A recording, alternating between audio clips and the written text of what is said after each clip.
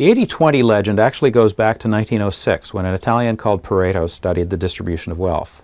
In the late 1940s, a management guru called it the vital few and the trivial many.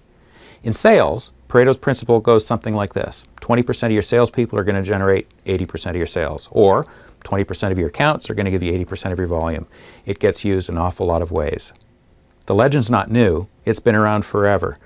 There's only one problem. It's not true. So let's take a look at some facts.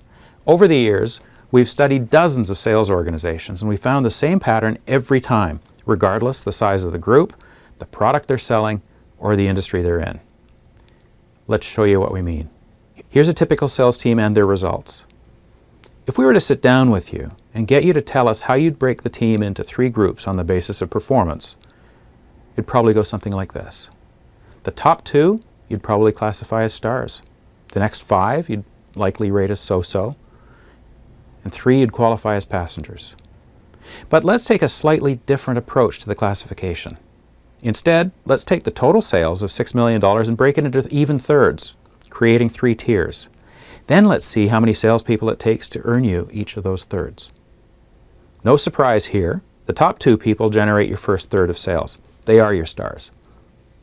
When we look at the next third, we see something's changed. It only took 3 people to generate your next $2 million, which means half your salespeople generated the bottom third of your sales. Fully half of every sales force we study is made up of passengers.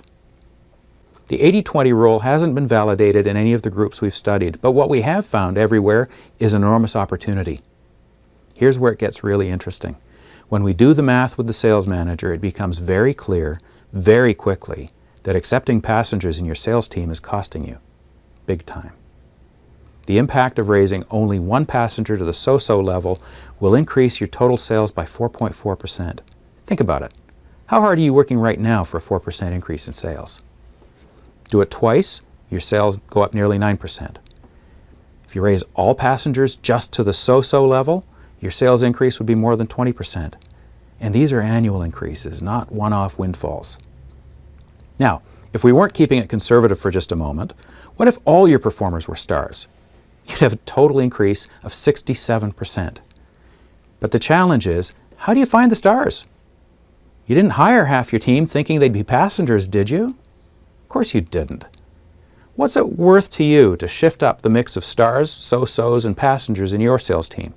It's got to be worth at least a conversation. Coffee's on us.